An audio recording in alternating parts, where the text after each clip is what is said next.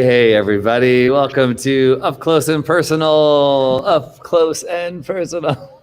Hey, everybody. I'm Tony Capasone, and I get to be live in Novato tonight. I'm actually at the Quest building in Marin County, just me and this huge, here you go, open space. Nice. Wow. Matt, where are you? I am in my small open space of my apartment in Santa Rosa, but I will be there in that room on Friday night, recording some more music with the band. So, hey, speaking of the band, look who just walked in over there.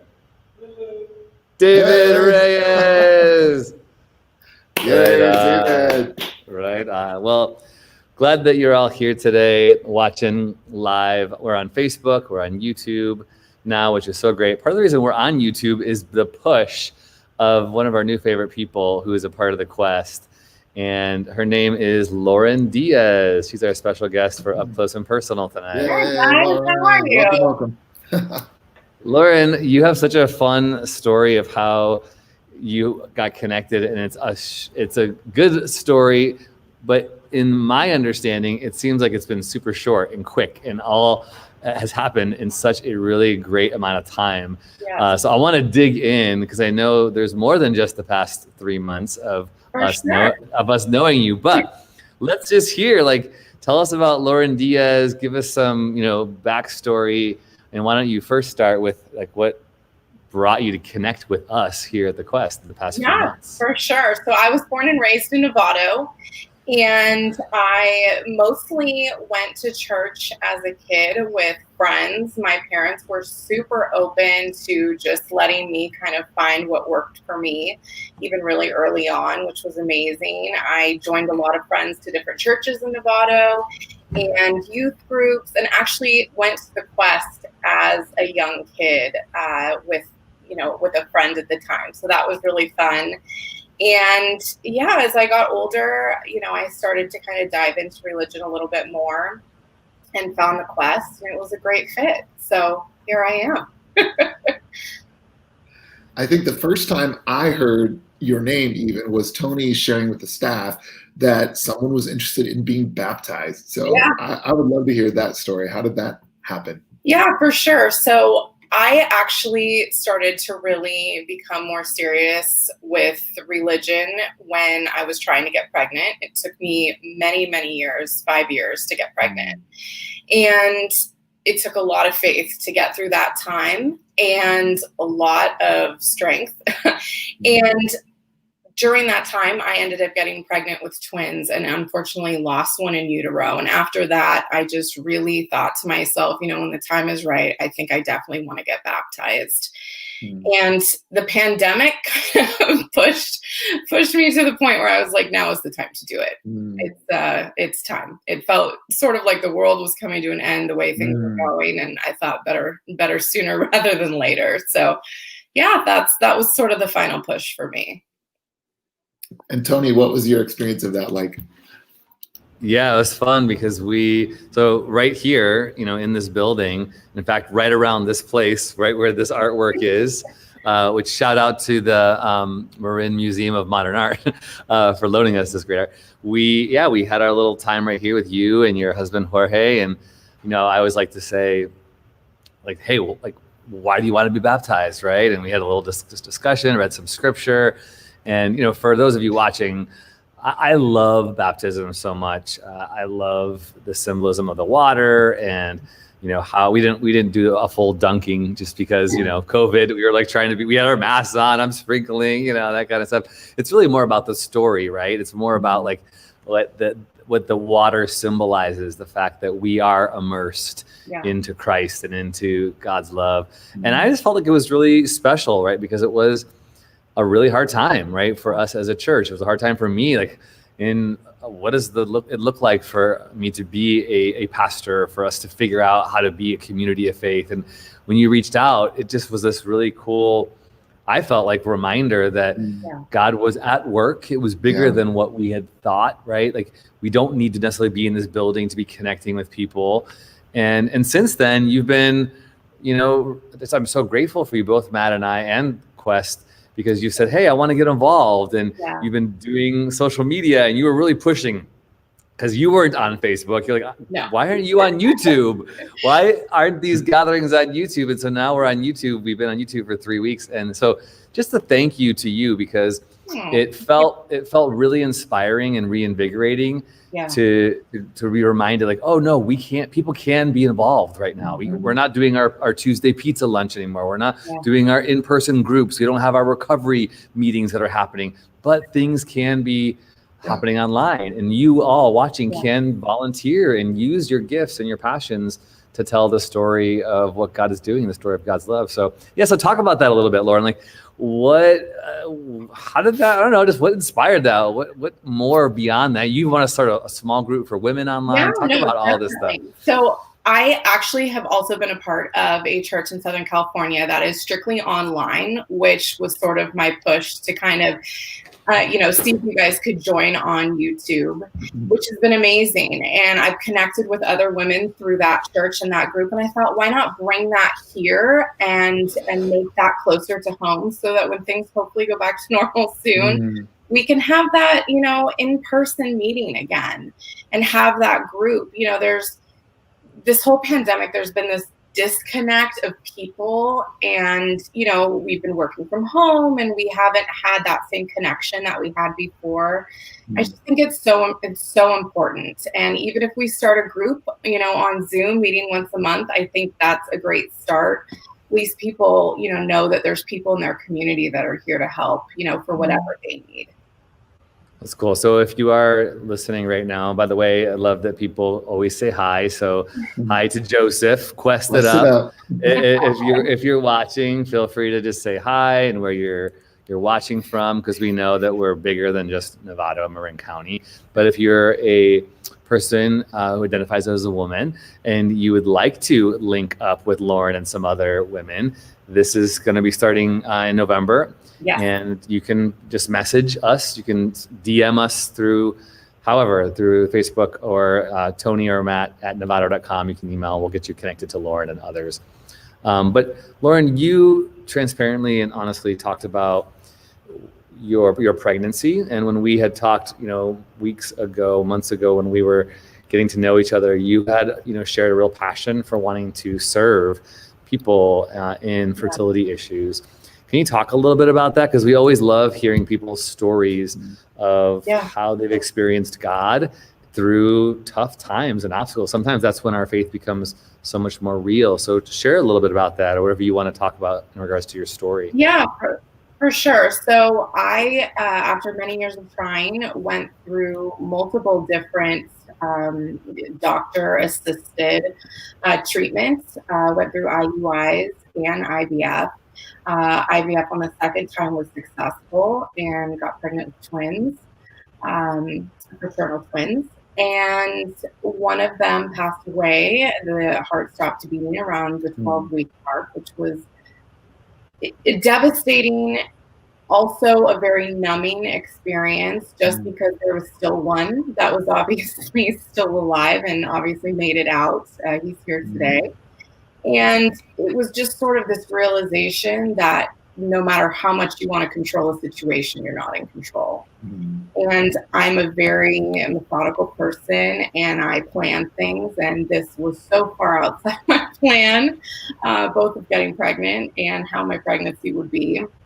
I was very sick throughout the entire thing. And I also work for a law firm that specializes in medical malpractice that deals specifically with fertility. And so there's sort of no escaping it, both going through it myself and working around it all day long. So it's something I'm very passionate about. I, want to support women that are going through it. It's incredibly physically demanding and emotionally demanding. And, for women, that's not how you imagine getting pregnant. So it's still not discussed openly. And I feel like people need to have an outlet that they can discuss it with, especially, I had someone who was there for me the entire time. She was a nurse. She actually went through it herself and specialized in fertility. And she was there throughout the whole thing. And I thought, what, if I have the chance to give back in the same way, I definitely want to do that. And I feel like here's my chance in some way. I mean, IVF and fertility treatment is so expensive. And I feel like, insurance doesn't cover it because they don't think it's a necessity. And so reaching out for additional help on top of paying for fertility treatment is sometimes out of your options. And so if I can help and do some help for somebody, then it's worth it. That's so cool. How would you say, I mean, that sounds like it's such an incredibly difficult thing to go through. How did faith support you? How did your faith hold you throughout that time? It became more apparent to me for faith when I lost one of the twins. I think for me, it was like, okay, none of this, there's nothing I can do. It's completely out of my control. I have to have some faith that if this is meant to be, it will stay. There was definitely times where, it tests your faith. I mean, it definitely does. You feel like, there has to be a reason, there has to be something, that's going to be assured that everything will be all right. And I think, sort of getting through the pregnancy and seeing sort of the end result, it was a huge confirmation for me that I needed faith in my life, and I needed in many ways to become more serious about it. So for me, it was sort of solidifying that faith was very important and needed to become more of a serious thing than what it was at the time. Yeah. I think a lot of times people dismiss the grief felt by mothers who lose children in the womb, and especially even in those early months of pregnancy, that is still such an incredible loss, and grief is real. And so I don't know, do you have anything to say about kind of how to grieve something like that? How to get through that? It was a vanishing twin, which is much more apparent and happens more often in IVF twins when you implant more than one embryo. And there's about a 20 to 30% chance of it happening. And normally, once you pass the 8-week mark, the chance obviously decreases that anything will happen. So it was a bit shocking that it did. It's hard to grieve when you don't necessarily have a miscarriage. The twin basically disappears. I mean, it's a very incredible experience to watch on an ultrasound. I mean, week by week, it just diminished. So there was no, I don't want to take away because, there wasn't a miscarriage. There wasn't anything like that. And you sort of, I didn't grieve. And I still don't think I fully have, which, is something that I'm also working through within faith. But, it's sort of this thing where you just have to keep going. I mean, there was another child that was still alive and still going. But I think that it's still not discussed enough, and there's still not enough support within the healthcare system for women that lose children. I mean, it's an awful experience. I don't wish it upon anyone. Yeah. Wow. Did we lose Tony? Oh, here he is. Oh, we can hear you. Can you hear us, Tony? Keep talking. Okay, we can hear you. Wow. I had another question that was coming to my mind as you were talking. Oh, I think it's just like, so yes, you have lost this child, and this grief is real. And I think it's really important to name that and continue to go through that. And that will continue to be a process that you're going through. And also you have a child now. So can you tell us tell us a little bit about your baby. It's been amazing. So he is almost 15 months, and his name is Felix, and he is the happiest baby ever, which has been great. And, motherhood is an adjustment. That's another thing they don't really tell you about IVF. You have a much higher chance of suffering postpartum. And I got hit with it very hard, which was a shock because you go through all this extra time and all this extra treatment to get pregnant. And then you have this, horrible feeling after that just takes forever to go away. And luckily, we got through that. But I just think that's another part of fertility that a lot of people don't discuss. And I think, postpartum is such a hard thing to discuss. I mean, everybody's like, oh, everything is sunshine and roses, and it's not. And it has nothing to do with your child or your situation. It's, it's chemical, and, it needs to be addressed. It's mental health. That's another huge part of, I feel like, the healthcare system has completely not abandoned, but in many ways it feels like both the mental health part of every day, and it's only gotten worse with this pandemic. Right. Yeah. And we have to focus on it.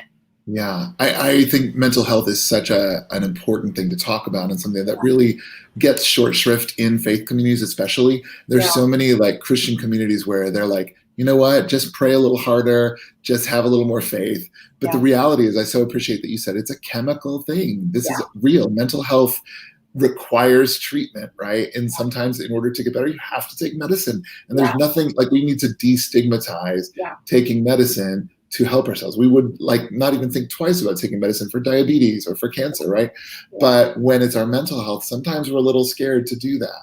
But I really appreciate you bringing that up. I think it's really super important. For sure. And, my mom is actually a marriage and family therapist, and, has always supported, families obviously going through crisis. And, I think having that growing up, I've always been very hesitant, with taking medication. And I just think you're right. It's shunned in many ways, and it's something that really needs to be addressed and accepted. It's the reality of what people are going through. And after this pandemic, it is going to be very, very common, even more so than it is now, for sure. For sure. Tony, you're still muted. Thank you.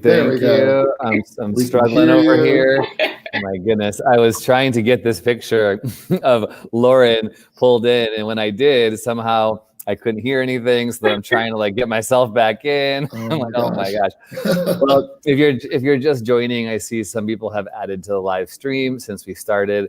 We are talking with Lauren Diaz tonight with Up Close and Personal.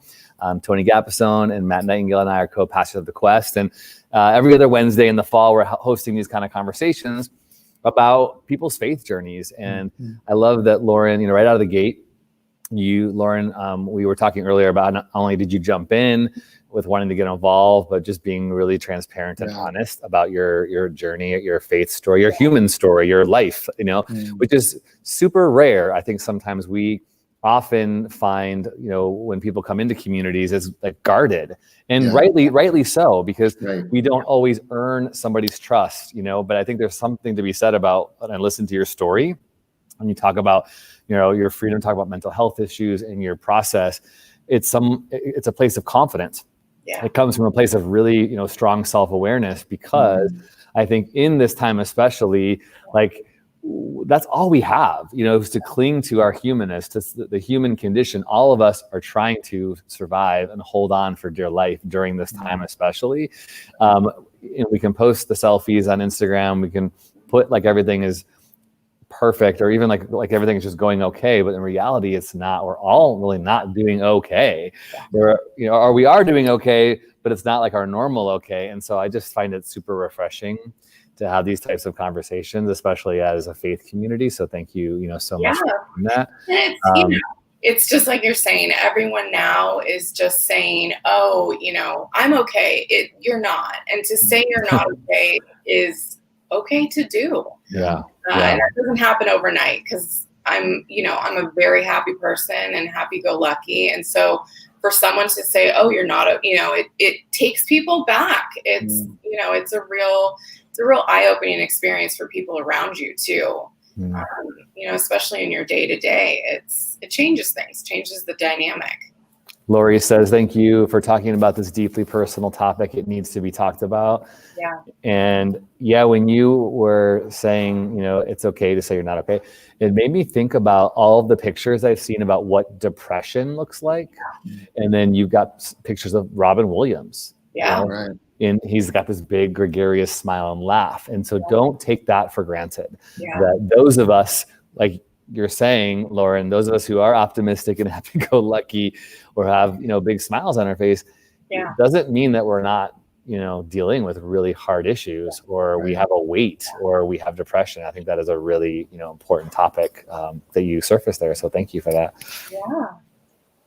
So talk about in the landscape of 2020. Okay, you got baptized. You're saying, hey, I want to start a women's group. I would love to help people who are dealing with similar issues that I've dealt with. When you think about, and sometimes people hate this question, so if you do, I'm sorry. But when you think about like your next, let's say 5 years, what are you hoping life looks like for the Diaz family with a young son and you and your husband Jorge? What do you hope like things look like in regards to you, Novato, life, family, whatever? Yeah, I have to laugh. My husband's name is Jose. Jorge is actually my sister. I'm sorry. There's a Jorge in the Diaz family. That's so funny. Sorry, my bad. No. Jose. It's so interesting because of being such a planner and having a hard time getting pregnant. I sort of stepped back on the making plans for any length of time. I think it really sort of put the brakes on that. I want to continue helping people. I've been a paralegal for almost 13 years. So that is for sure a passion. I have a passion for the law. I have, a passion for representing plaintiffs. I've done plaintiffs work the entire time. So I definitely want to keep that going. And, I want to grow and be a part of a community. The Quest is so open and honest and liberal, and that's so hard to find. And there's something to be said about that. I got married very young. I was 22, and my whole time has been about making plans, buying a home, having a kid, starting your career. And it's sort of like, okay, I have that now. Now I kind of want to just kick back and enjoy it a little bit, which you probably would have never have heard me say that even 2 years ago. That's just not in my DNA and my makeup. And I'm sure my parents are laughing hearing that. But I just finally sort of want to get to the point where I'm going to just enjoy where things are and kind of let things happen as they come. And there's something sort of calming about that. When you're planning, you're pushing, and you're going 24/7. And there's one thing the pandemic really made me realize is you got to step back and you got to get back to basics. We're in the Bay Area. Things are so fast paced, and you're on to the next, and there's always bigger and better. And you just got to step back and enjoy what you have. You got to be reminded of what's good in your life and keep it that way. So powerful. I love that. Just this idea of kind of being in the present and acknowledging the good that is, right? Instead of always kind of striving after whatever's next. So I appreciate that. And I think it's especially important during the pandemic. I've talked about that a little bit myself. Just the need to truly be present, be grateful for what we do have. Because it is a hard time out there. I think I'm feeling it for some reason, like particularly this week. It's just kind of hard. And it's like, sometimes it feels like it's just never, ever going to end. We had no idea it would last this long. And, it starts to feel endless. So I appreciate that reminder, to be present, to be grateful. Just to really be with God and be with ourselves and our family. We get lost in our daily lives, and that's one positive of the pandemic. I'll give to 2020. That's very few positives. That's one of them. Yeah, for sure.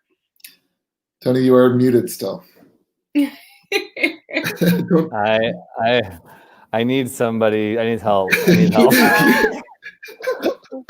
You are cracking me up today. Oh my gosh. I'm in the building, right? And I'm on like what I normally would speak on with the pulpit, and I just put my foot on the thing. I fell down because the shelf. So you might have heard that. I'm like, oh my gosh. We saw you climbing back up. Yeah, exactly. I'm trying to produce, and oh my gosh. I feel like this is like a microcosm of 2020 right here. Well, you know what? A parade of right here. crazy. That being present thing, I'm struggling with it. In my best days, when I feel like I'm being who God made me to be, I love vision. I love vision casting. I love thinking about the future. I love creating. I am like Lauren too. I'm a planner. I love even that questioning. Those questions get me excited. And I know some people don't like them, but you're right. Like there is a middle road. There's something to be said about, you know what? Like there's a time to plan and there's a time to sit back and go, hold on, look around. What do I have? How can I be grateful? I'm trying to practice that with my kids. I'm stay-at-home dad for 5 hours a day while my wife works. She's a preschool teacher, and I'm not cooking. Let's just say I'm reheating food or making sandwiches for lunch or whatever. Yeah. But when I do it, sometimes the attitude is like, I did this yesterday and the day before, and like, wow, my life has come down to this, and it's really depressing because I want to be doing other things, but then I go, no, I get to see my kids, look them in the face, they're alive, they're in my care right now, and so I teeter 50-50 in that space, and it's hard. I just don't feel like I've said this a lot the past few months. I don't feel like I'm winning at anything, so I do have to find. Not that it's about winning, but I do have to find things where I feel like I'm accomplishing or I feel successful. And I think being present, like that's something you could be successful in. Like taking a moment, being aware, being grateful. I think that's really huge. Yeah, it's a constant everyday battle. There's almost no winning it. Yeah.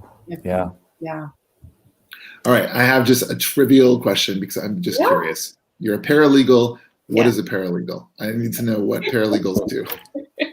So a paralegal assists attorneys with, in my case, litigation. So we try cases based on medical malpractice and personal injury. And we actually just finished a virtual arbitration last week, which was a learning curve. It's the first one that we have had to do virtually, which sadly I think is going to be the wave of the future for probably at least another year. And we go through everything from preparing the client to preparing the attorney and doing all the filings and legal work on that. So Okay. Thank you. Do you like because what you've been showing me and Matt with your organization, behind the scenes skills with prepping things for our communication online, it's like really organized and planned and thought out. This seems like that's right up the alley. So do you feel like this is like really using your skill set? 6 attorneys. I'm actually the main paralegal at the firm. And so, my whole life is keeping 6 people on the right track. Yeah. So, that of course gets, overwhelming and stressful, but, I adore them, and they all keep me on my toes for sure. Okay, I have to know. But organized. I love a good legal drama on TV. I am a big fan of The Good Wife and The Good Fight. Those are my 2 legal TV shows.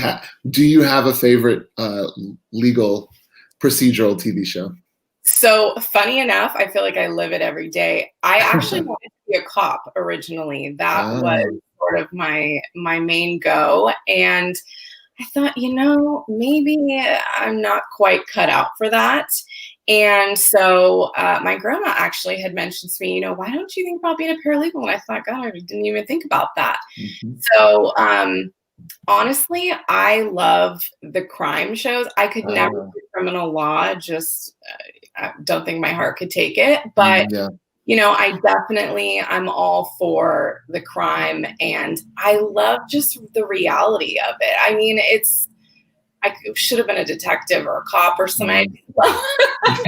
That stuff is just, it does it for me. But, I sort of live it every day. Even though we're doing civil litigation, there's still drama. I'm sure. Yeah. So. Well, Lauren, you also have a very unique sweatshirt on that you need to talk about so that we can put the link in the chat. For sure. So we're doing Quest merchandise on limited runs, and this is the current one. And we're doing it in crew neck and t-shirts, and you can get stickers and notebooks and all the fun things. And we're going to have a new one coming out here in a few short weeks. So we're going to celebrate the new women's group, and we're going to have a new one for winter here too. So So I'm sure we'll put the link somewhere in here, but they'll be available in the next few weeks. Right on. Yeah. So the link is in the post below, Facebook and YouTube. It's tpublic.com/user/the quest. So if you'd like to get one of those gray sweatshirts, I got my t-shirt. Super fast. It was here in Max. So I love it. No, it was great. So thank Lauren for inspiring us to get this stuff going. It's really, really exciting. And well, Lauren, anything else you want to share or pitch out there for us to chat about? Any questions you have? I always like to know what questions do you have as someone who's just coming into our faith community? What do you have for us that we could talk about? Because people who are listening and watching and who will watch on the replay, we're still figuring out too what this looks like for us to express ourselves as the Quest, our identity as a church in this 2020 space. I think the positive for me, when you think of religion, you think of, very conservative, you think of not accepting of certain, whether it be, decisions sexually, whatever. And I really think that you guys are so open here, and I think that needs to be brought more to the forefront. I feel like that's so rare to find, and no matter where you are in the world now, you can attend, which is amazing. And, I think this is sort of part of, like the women's group. I mean, it doesn't matter how you identify, you can join. And we're just trying to come together as a community, really, and be there and, just know that you have a group of people. I think knowing that you have people that can, pray for you and be with you, whether it be virtually or over a text or a phone call, it's so important. And you guys in your community that you've created is exactly that. I mean, the world is going through such a difficult time. And here we're about to go through an election in too short of a time. And things are hopefully going to change. And, we need change. We need a lot of change. We've got a lot to clean up. And I just feel like we need a community that feels safe, because so much of the world doesn't feel safe right now. And the Quest is that. It's a safety net, and I want people to know that that's what we stand for. We're a safe haven for people, and that's huge. So beautiful. Huge. I love how you're articulating that after only being with us for a couple of months. That's really beautiful and gratifying to me as a pastor, and exciting to think about future and kind of other people joining us, because this is really what we're all about. We want to be a safe space for people to be real as they are and to support each other. And we definitely need that, man. These are crazy times. So it's important. Thanks for articulating all of that. For sure. Very much. Thank you for that. That's our hope. So if you're watching live or on the replay, that's who we want to be. And I am inspired. I mean, looking at even what Joseph is saying here, it's so tough to be social these days. Thanks for letting me be a part of the conversation. Very thankful for what I've got right now.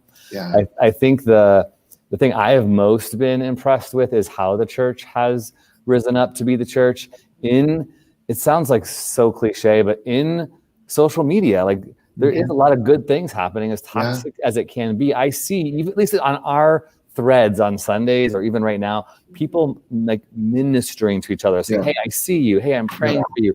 Hey, I hear you as you share and type in comments. That's not like what we want every day in all these relationships to be, but that's all we've got right now. And we're doing it. So just huge shout out to all of you who are exerting yourself. I know it's not easy. So watching on YouTube and Facebook isn't ideal, and we long to be together, and we will, I believe, someday soon. But until then, keep engaging. We have a lot of these offerings.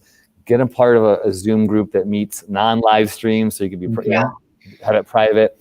And if you have ideas, wherever you are in the country, and we have people who are watching from Canada, from Colorado, from Texas, from Minnesota, New Jersey, maybe, I forget where, but you can offer up your passions, start a book club, have a conversation. I mean, Lauren creates images for us. Maybe you want to help. Maybe you want to learn social media. You could partner with Lauren, and we could have a whole team of volunteers. Things I never would have thought we would have had, in March of 2020. And so it's just really beautiful. So again, thank you for all this Thank you for inspiring us. Marty says, safe space, beautiful. Yes. Yeah, so true. Yeah. All right. Well, that's it. Our time is all about exploring God together, and I feel like this truly was that. So thank you for being with us, Lauren, and sharing your life and your story. And Jose, tell Jose. Not Jorge. Oh my gosh. I'll tell Jorge too. Tell your So my sister-in-law, her fiance's name is your Jorge. almost brother-in-law. It's all, it's it's all in the family. Yes, that's so funny. Well, peace. Today is Wednesday. We'll be back again 2 weeks from tonight for another up close and personal. We have our Zoom, a costume Zoom on October 30th, which is a Friday night. And then we will be doing every Sunday for the next month and a half. We'll be doing our IM series, and I'm going to end with that. So stay tuned for the next 30 seconds and watch a little reminder about what we're doing on Sundays. Bye, everybody. Bye. Thank you.